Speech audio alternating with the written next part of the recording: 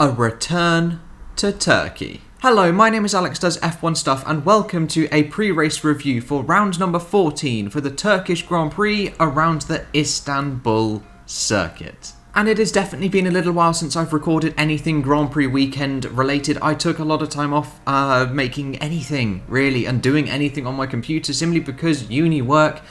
It's huge, it's a lot, there's so much to do, so little time to do it, so I had to push this aside unfortunately, but I am working on a giant project which I have tweeted about, creating algorithms, multiple versions of it to try and simulate the 2019 season without the car, making Formula 1 a spec series. So far, it's going well. But anyway, that is not what this video is about. This video is the pre-race review for Turkey. So let's jump on into where we left off last time and look at the Drivers' Championship. Lewis Hamilton is 85 points clear from Valtteri Bottas and can wrap the championship up, his 7th championship this time out in Turkey.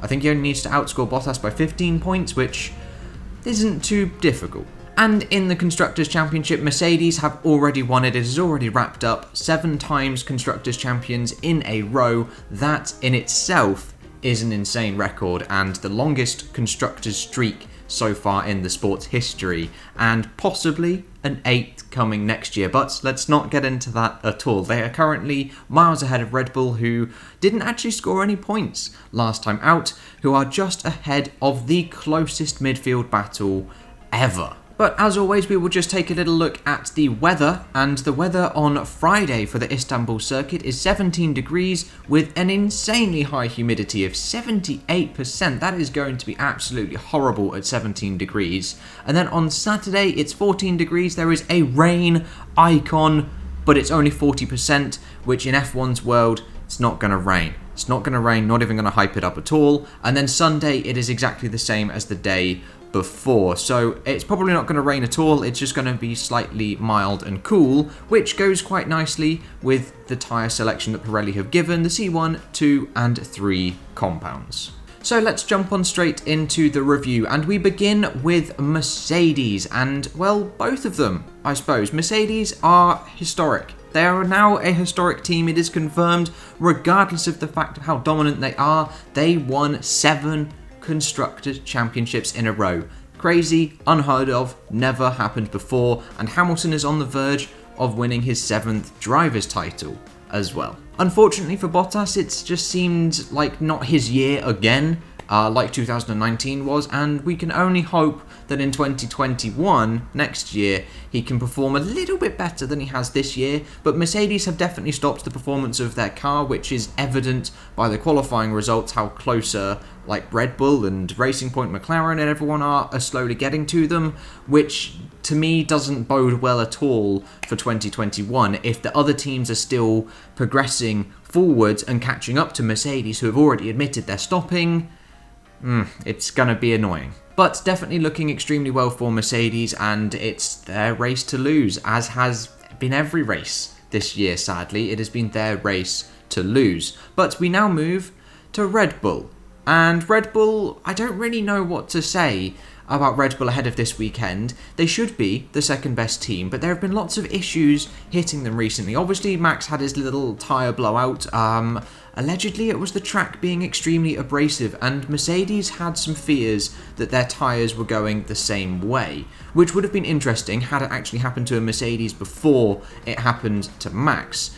But that's racing. You never know what's going to actually happen instead. But unfortunately, Albon, I think his time is done. He's had it. It's over. Whether he's going to be kicked out from the sport entirely, there's many videos discussing that topic. I've even made some of my own videos previous to Horner's announcement on Alex Albon, so I don't feel I'm going to comment on it more. But yes, I feel like his time is now done. But it must just be really depressing for a driver like Max, who is 100% world champion, material world champion driver and status, but he's just not got the car to do it. It's a little bit it has to be frustrating for him and Red Bull. And Red Bull, I suppose. So I think the main aim for Red Bull and for Max Verstappen is to just keep pushing Just keep pushing that boundary and they will succeed eventually. You just have to keep on trying and you will break through. Mercedes will break at one point. They have to. It is inevitable. You've just got to keep on pushing for it. And then we have Renault, and Esteban Ocon is actually improving. Esteban Ocon is getting better, and as is Daniel Ricciardo. Daniel Ricciardo, 2 podiums from 3 races. Solid performance. If you'd have said that last year, that Renault were going to get 2 podiums, I'd have probably laughed at you, to be honest, because Renault just seemed nowhere last year, and they have properly turned that around. And then getting a driver like Fernando Alonso in next year, that is 100% going to benefit them. But Renault are definitely on the up. Don't know why I started that with a but so ferociously, as I haven't really gone anywhere with it. Renault are on the up, and it is promising. It is definitely promising for next year. They just, again, need to continue that stride, need to hopefully get 3rd in this year's Constructors' Championship. As for what's going to happen to them in Turkey, though, I don't know. We haven't been to this circuit with these cars. It's like the Nürburgring. People know the circuit, but people don't know the cars around the circuit. So it's a completely blank slate. So, I don't know. It's really hard to tell. It's very hard to project forward what's going to happen. Then we've got AlphaTauri, and honestly, the team of the season. My team of the season, and Pierre Gasly within AlphaTauri is probably at the moment my driver of the season so far. But Danny Kvyat has also had a solid season. Yes, it's flown a little bit under the radar, and his performances haven't been as notable as Gasly's, yet his actual pace advantage over Gasly and Gasly's pace advantage over Kvyat have been the same. And I've proven that in a slightly different video, which I mention every pre-race review. I'll pop it in the corner. But yeah, it's a very underwhelming season results-wise, but a very strong season for Kvyat in terms of pace. But again, as what's going to happen in Turkey, I feel they will slip a little bit. I feel that Imola was a slight I don't want to call it an anomaly. It's a slight boost to their performance as they did do their pre-season test. Their pre-season test there before they went to Barcelona. They did the shakedown of their car there, so they would have had some benefit to running their car around the track for some filming days and for the shakedown more than the other teams. And then we have Scuderia Ferrari. Now Ferrari have actually improved. Ferrari have 100% improved. They are no longer a turtle. They are decent. But what cost has this come at? Not 100% sure just yet. Vettel, 100% not happy with the car, doesn't like it, isn't performing, and in my opinion just isn't giving anything for Aston Martin to be happy about signing him for. But that again is another story, multiple different videos about that. But Charles Leclerc, as I said in my last pre-race review, is just a much better driver at this moment in time than he was last year, learning to extract every single ounce from the car that isn't quite performing as well as it should or as well as it has been. So it's definitely boding well for next year. They just need to try and come up with something new. I think they mentioned they're redesigning or coming up with a brand new power unit, which I don't know whether that's a good thing to do just before 2022.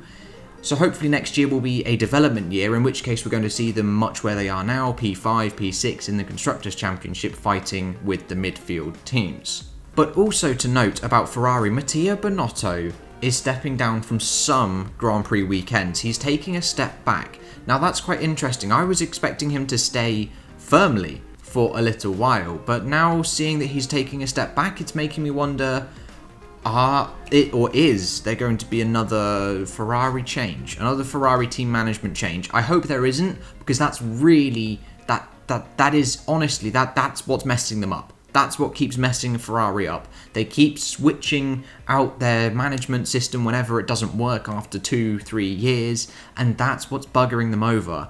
You need the same core management people to drive forward a 5-year plan, rather than have a set of people to drive forward a 5-year plan, it not work by year 2, biff them out, get a new group of people to come in to start another 5-year plan.